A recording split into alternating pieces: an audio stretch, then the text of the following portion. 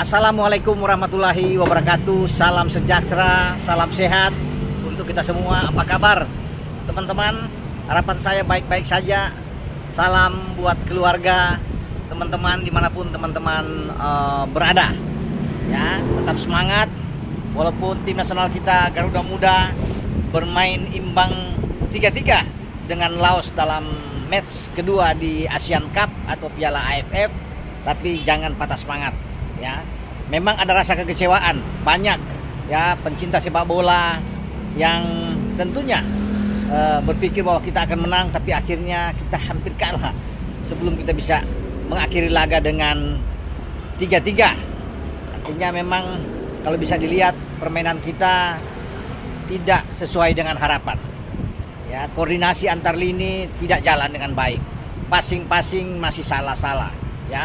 Dan wajar juga STY ya merasa kecewa dengan penampilan tim asuhannya, tapi ini adalah tanggung jawab dari STY karena dia yang menentukan starting line up ya. Dia sebagai pelatih kepala yang merotasi pemain-pemain karena ada perbedaan pemain seperti dalam konten saya sebelumnya, di mana apa yang ditampilkan di Myanmar kembali berbeda ketika melawan Laos di Manahan Solo kemarin. Kakak Rudianto masuk di belakang ya untuk bersama dengan Kadek dan Ferrari, penjaga gawang juga ada Cahya ke Dava ya, Donitri didorong lagi lebih ke kiri, Asnawi menjadi pemain cadangan masuk di babak kedua, Detan juga masuk di babak kedua. Jadi memang ada perubahan-perubahan yang terjadi ya. Kita bisa melihat yang termasuk dengan Sanadin Faris, Hoki Caraka masih tetap dipertahankan terus oleh Coach Shin untuk bermain di depan, tapi apa yang dia tampilkan akhirnya semua ditarik keluar.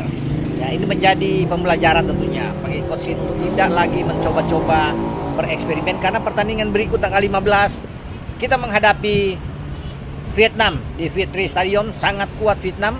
Vietnam ini menghajar, pasti teman-teman sudah tahu. Laos di kandang Laos dihajar dengan ya 4-1, ya 1-4. Memang kelihatan sangat kuat ya. Kita ngos-ngosan bermain dengan Laos karena Laos saya pikir bermain bagus kemarin ya. Mereka merasa tertantang, mereka bermain keluar benar-benar, dan dalam 13 menit mereka sudah bisa mencetak 2 gol ke gawang kita. Selalu unggul sebelum disamakan, dan Ferrari membuat kita unggul, dan akhirnya Peter menyamakan kedudukan 3-3. Terlepas dari gol ketiga Laos itu sebenarnya bola sudah out ya, tapi wasit dari Jepang ini tidak melihat itu. Apa guna ada VAR di sana? Tidak mengecek langsung ke VAR karena bola sudah out, sudah lewat garis sebelum diberikan umpan oleh pemain Laos ke Peter yang menyamakan kedudukan 3-3. Oke, kita lupakan kekecewaan itu ya teman-teman. Sekarang tim sudah bertolak menuju ke Vietnam ya. Barusan kabar saya dapatkan ya, saya berkomunikasi dengan manajer tim Pak Sumarji untuk menanyakan kondisi anak-anak. Pak Sumarji mengatakan baik-baik saja Bung Ropan ya, dan doakan anak-anak bisa sampai, kami semua tim ofisial bisa tiba dengan selamat di Vietnam. Nah, pesawat itu mendarat barusan ya, mungkin 20 menit yang lalu setelah saya membuat video ini, mendarat di Denpasar di Bali ya, beberapa saat di Bali, kemudian melanjutkan perjalanan langsung ke Vietnam ya, karena waktunya memang sangat mepet ya.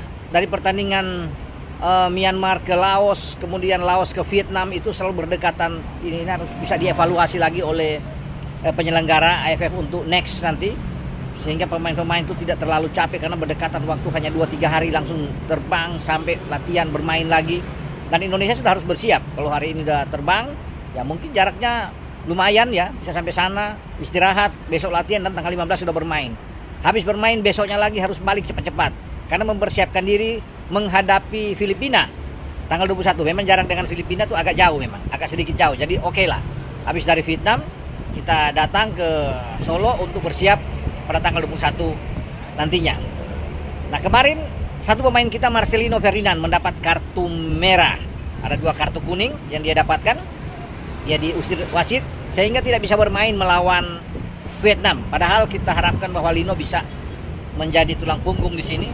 Tapi oke lah, banyak juga teman-teman mengatakan baguslah Bung Ropan, dia nggak bisa bermain, takut nanti cedera dihajar oleh pemain-pemain Vietnam. Ya, nanti kasus Evan Dimas lagi bisa terulang karena Lino ini dipersiapkan untuk tampil di putaran 2025 nantinya ya, untuk grup C ini menghadapi Australia, Bahrain, Cina dan Jepang. Sayang kalau sampai cedera berbahaya. Jadi ada juga yang senang dengan Lino tidak bisa bermain melawan Vietnam. Nah, apakah Lino dibawa? Ya, saya mengatakan di sini, saya juga tanya, Lino apakah ada dalam pesawat? Ada, kata Pak Marji. Bung Ropan dia ikut bersama dengan kami bawa ke Vietnam tentunya untuk memberikan motivasi kepada teman-teman lainnya, sehingga ini juga penting dirasakan. Ya, tapi Lino tidak bermain. Jadi semoga pemain-pemain yang ada sekarang itu sudah melupakan dengan pertandingan Laos, sekarang fokus melawan Vietnam. Karena lawan Vietnam ini penting, mereka kuat sekali ya. Beberapa pemain senior ya, waduh, Nguyen Quang Hai, Nguyen Tien Lin itu bagus-bagus. Semua yang ada di kubu Vietnam. Ya kalau kita bisa imbang saja udah bagus buat kita. Ya kalau melihat permainan kemarin itu agak dakdikduk juga, ketar-ketir wajar. Ya makanya saya pikir tidak terlalu berekspektasi terlalu tinggi harus menang melawan Vietnam. Kalau seperti kemarin lawan Laos susah payah, bagaimana kita bisa memenang melawan Vietnam yang mereka pukul Laos dengan 4 gol. Jadi saya pikir realistis kita imbang saja. Bahkan kemungkinan kalah itu terbuka kalau mau lihat seperti kemarin. Waduh, kita bermain acak-acakan sulit ya. Dalam tanda kutip ini hancur juga benar ya permainan kita. Semoga ada perbaikan. Ya, itu yang kita harapkan bersama. Dan kita bisa mendapatkan memetik paling tidak 1 poin aja. Karena Vietnam pasti berambisi mengalahkan kita. Ya, mereka tidak menang di 2024 dalam 3 pertandingan, sehingga mereka ingin memukul Indonesia. Ya itu target mereka. Kalau mereka sudah mengalahkan Indonesia, ya juara grup sudah di tangan lah. Mereka masih menyisakan 1 pertandingan. Memanglah di peringkat kedua, kita di peringkat pertama, 4 poin kita, mereka 3. Tapi mereka kalau mengalahkan kita ya jadi 6 poin. Tapi kita masih sisa 1 pertandingan melawan Filipina. Filipina kemarin dipaksa bermain imbang oleh Myanmar, jadi adalah peluang kita.